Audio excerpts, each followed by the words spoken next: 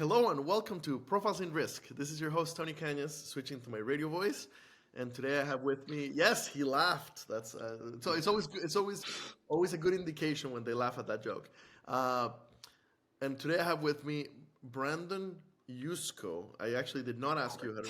Is that okay? Yusko, VP of Sales at Jarus Technologies. So between Yusko and Jarus, I like I've been in sales in insurance. I left a lot of voicemails. I can only imagine leaving a voicemail or 20 or 40 every day. Hey, this is Brandon Yusko with Jarus Technologies. That's a mouthful. Brandon, thank you for joining me today. How's it going? Very good, Tony. Thank you so much for having me on the podcast. My pleasure, my pleasure. And we're recording on October 18th, 2023. According to LinkedIn, you are in Pittsburgh. Uh, is that That is that is correct. I actually just moved about 2 weeks ago, a little bit north of the city. Oh, okay, We okay. But it's still previously we Pennsylvania. were still Pennsylvania. I was 7 minutes from downtown Pittsburgh, and now I'm 47 minutes from downtown Oh, okay, Pittsburgh. gotcha. I just happened to be in Ohio this week, very similar basically, Yep. and it's actually been beautiful. Like it's sunny, which is weird for Ohio. It is a little cold for my taste, but it's sunny, which is weird for Ohio. So how is the weather holding up for you guys in Pennsylvania? Good. I mean, we've had a few days of rain, but we have had an uncanny amount of dry spells recently where we've had some just great fall weather. The trees, I'm sure you saw in Ohio, everything's changing. So we have all the different Mhm. colors out there.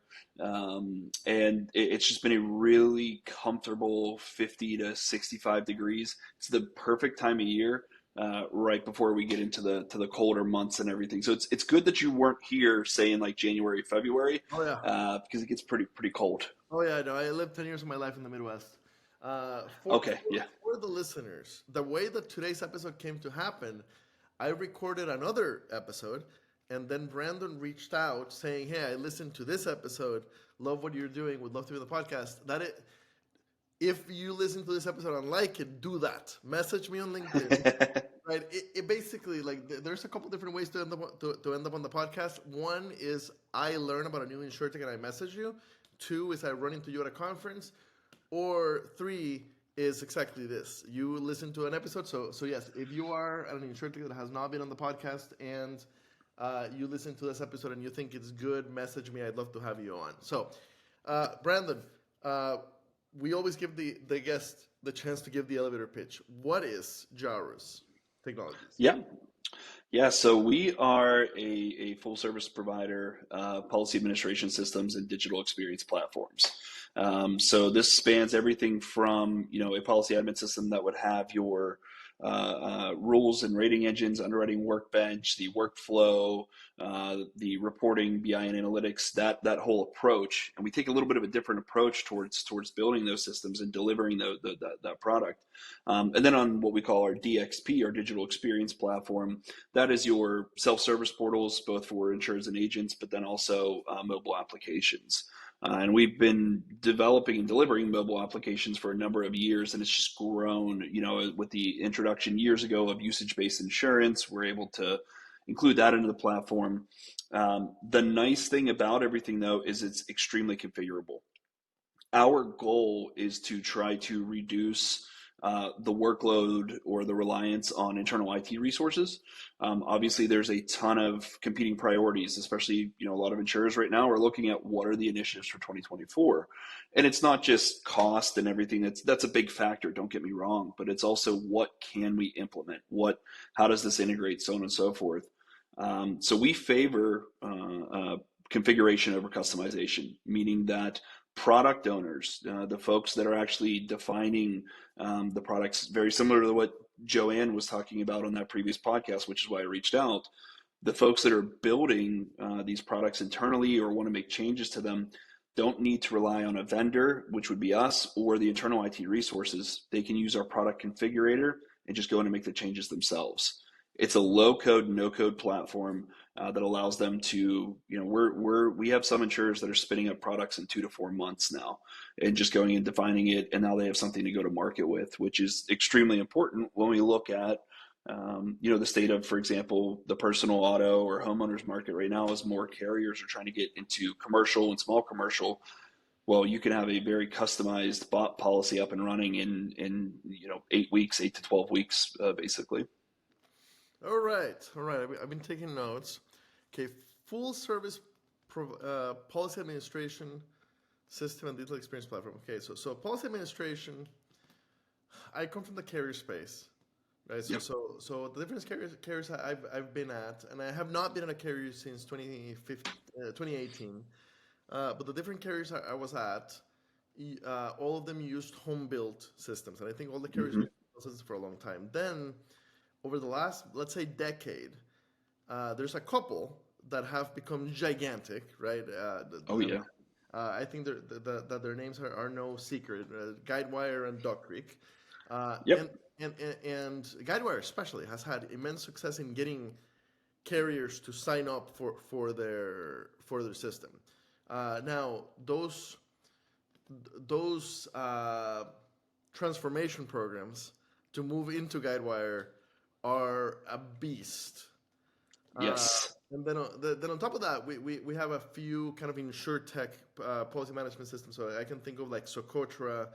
I'm sure I've had a couple others on the podcast. So let's start there. Okay, so there are plenty Yeah. of policy administration system options. Now, I do like the digital experience piece, right? To my understanding, like at least you're the first one to come out with this is one of our major features, the digital Yeah. experience piece. It seems that the other policy administration systems are really kind of focused on policy, billing, claims, and Correct. not so much on the experience to the user outside of my walls as the carrier. Mhm. So yeah, tell me a little bit about that. Why is Jarus different?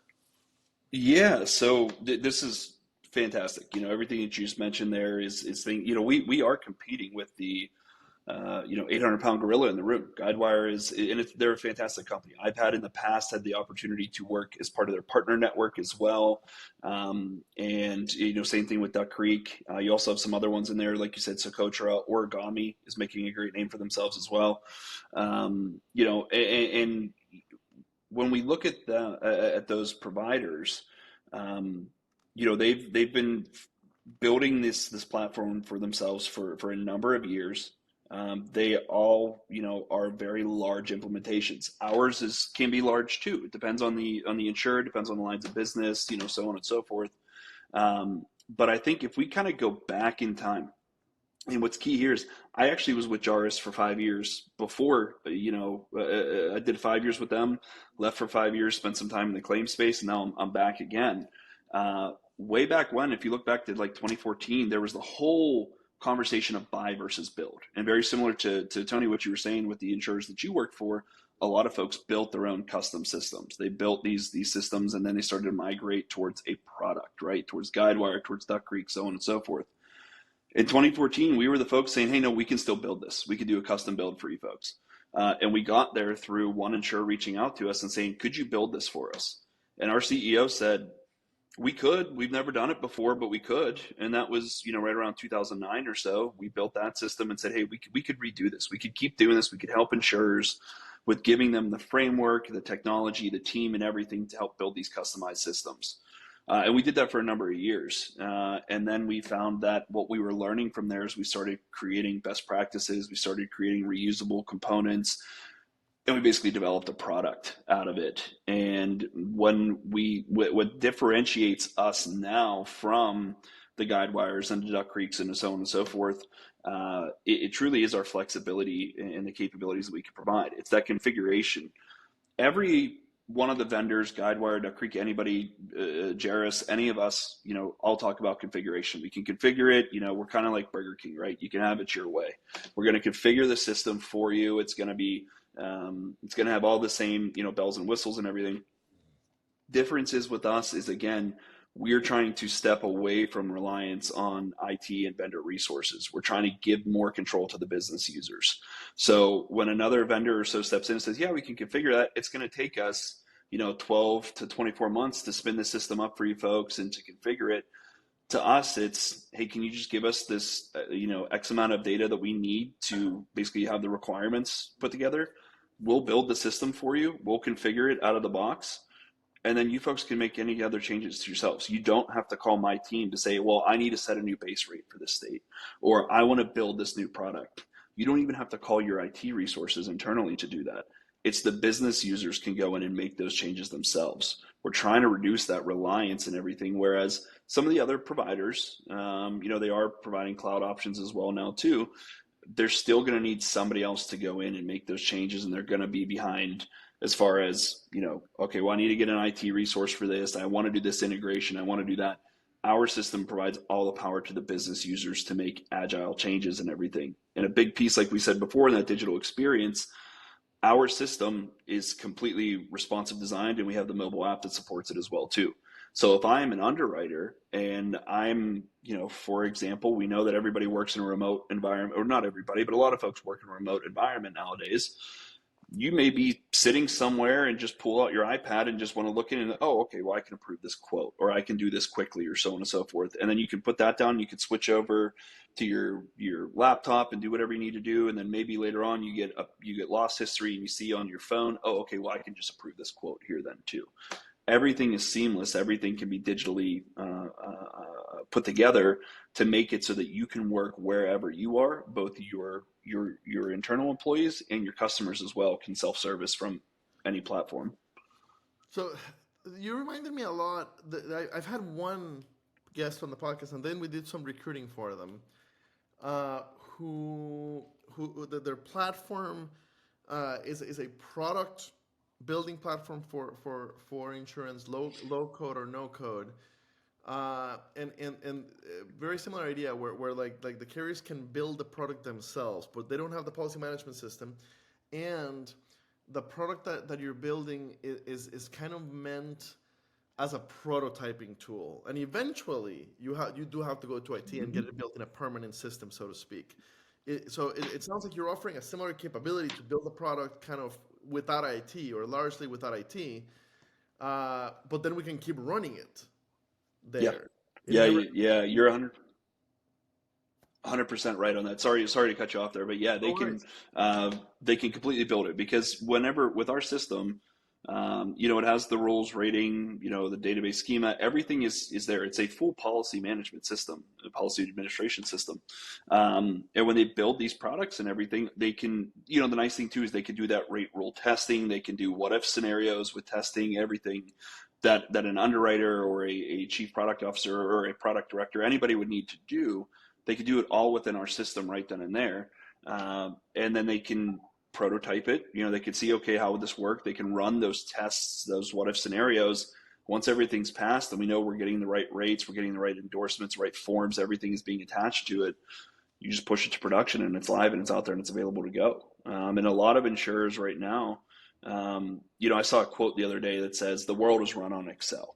You would be surprised by how many things are run through Excel spreadsheets.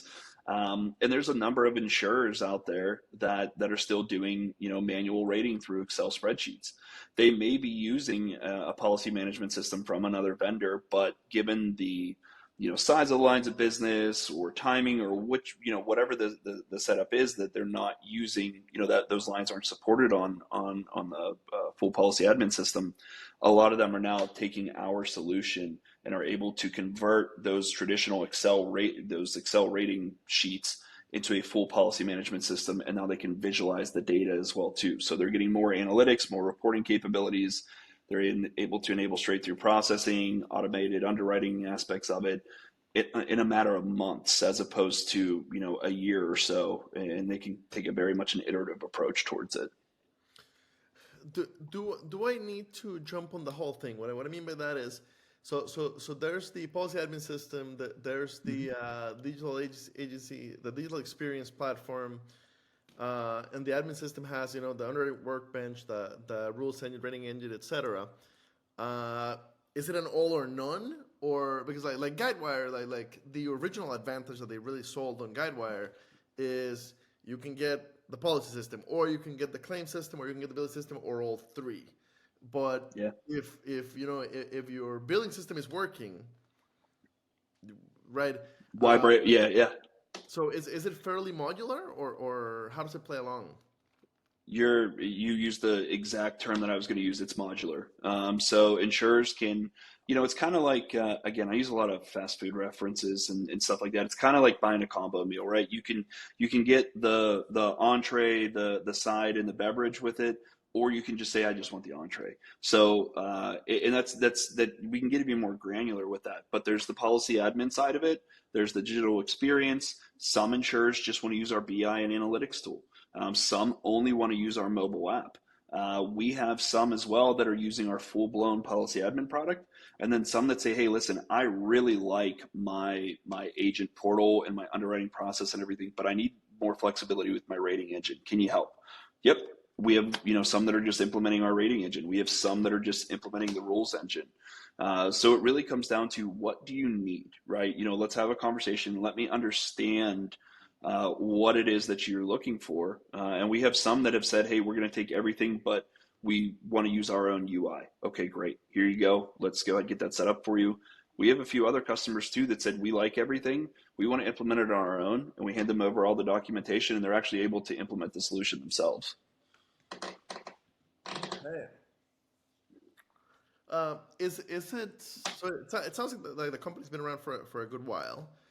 Yeah. Uh, who's the average customer? Is it mostly traditional carriers? Is it a lot of insurtechs that are actually risk carrying? Is it a lot of NGAs? Yeah, yeah, it spans. We just started, getting more into the MGA market, I would say within the past 12 to 18 months. That has come a lot with the full productize, I say productization or, us really bringing this product to market, where we're finding that a lot of MGAs have some interest in it as well too. And we can fit a piece in there, especially for providing like an underwriting workbench, an underwriter UI and rating steps and everything in there. We work with insurers that range everywhere from 40 million in direct written premium up to 15 billion. So there's some insurers that are global providers that are leveraging our platform right now. So everywhere kind of in the mix from there. It really just comes down to the needs of each different insurer. But it's for primarily, I would say for the most part, it was always we were working with the insurers. We've now just started getting more into working with the MGAs and everything. Okay. For any listeners that want to meet the team and kind of get a demo, what conferences are you guys generally at? Yeah. So we will be at ITC here in a couple weeks. Tony, I'm assuming Oh you're gonna yeah. be there as well too. We'll be at ITC. We spend a lot of time actually with some of the regional organizations too, like the Pennsylvania Association of Mutual Insurance Companies. We're very active there. We love supporting that organization, the Ohio chapter as well too. We go to the NAMIC events as well. We will be at Target Markets next year. Dig in. We spend a lot of time at the specialty conferences as well too. So things like WSIA, those types of events, because we have found that a lot of the specialty insurers are finding a lot of interest in our support for things like the commercial output program line of business, non-filed inland marine. So we have that's another piece is like our depth of focus spans everything from personal, commercial. We have a strong support for farm lines business as well, or the agriculture lines. And within the past 2 years have really stepped into the specialty world too, with supporting non-filed inland marine, commercial output programs, so on and so forth. So it'll be a lot of, the traditional, your standard events, the ITC and things of that nature, but then the NAMIC events and local regional events as well. Okay. Um, anything coming down the pipe when it comes to new features that you are able to tell us about already? Yeah, so I know we've on the mobile side, it's your standard mobile application. Most folks only use their mobile app for their insurance company whenever they either need to get their ID card, they have a loss, or they maybe need to make a payment or so.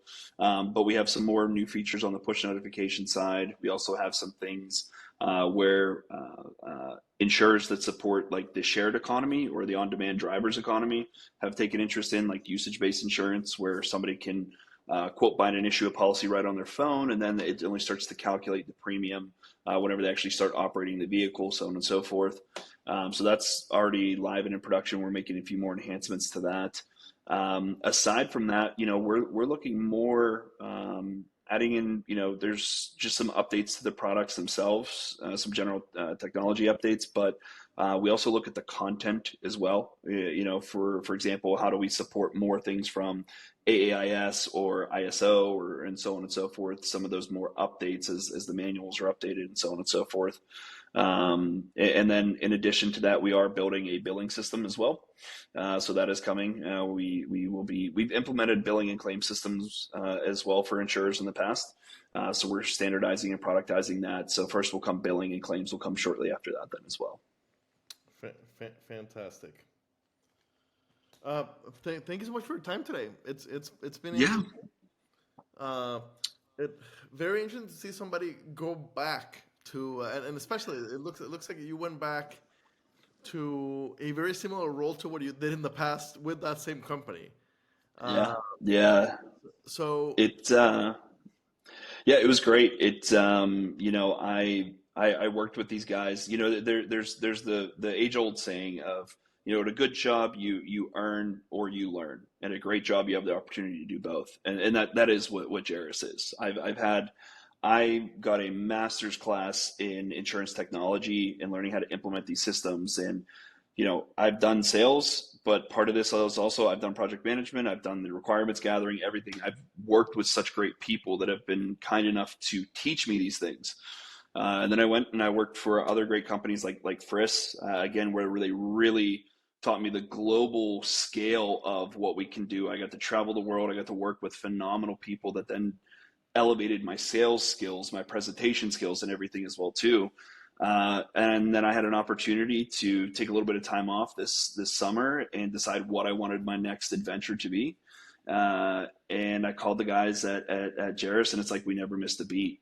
I had a conversation with them. I was welcomed with open arms. I'd always stayed in contact with them and everything. And we had 2 conversations, and I started the following Monday. So, and hit the ground running. So it's just like riding a bike, you get on it and it's like you've known how to do it for your entire life. fantastic. Thank you so much for taking the time to chat with me today. When it goes live, I will tag both you and the company on LinkedIn. And I look forward to seeing you at ITC. I'll be running around with my top hat and my red jacket doing magic. So I should be very easy to identify. Uh, Awesome. I'll Awesome. definitely. Please stop by our booth. We'll have some stuff there for you, Tony. Awesome. Thank you. And let me stop recording.